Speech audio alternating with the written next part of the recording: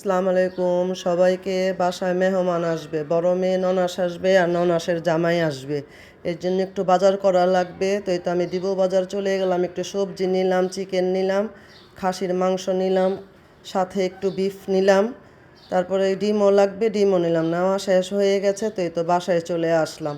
বাসায় আসার পরে অল্প একটু ভিডিও করছিলাম, ওইটা পরে দেখাবো। তো সকালের আয়োজন এই তো রান্না করে নিলাম।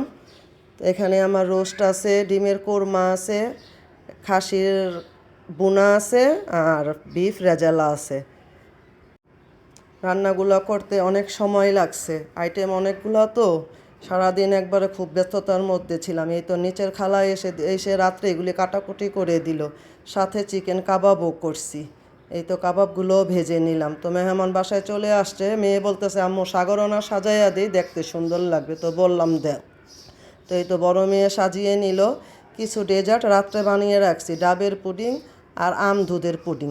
তো এগুলোও কেটে এখন ওনাদের দেবো বিকেলের নাস্তা হিসাবে। মেহমানরা অনেক গিফট আনলো, এই তো এই গিফটগুলোও বের করে নিলাম। আল্লাহ হাফেজ।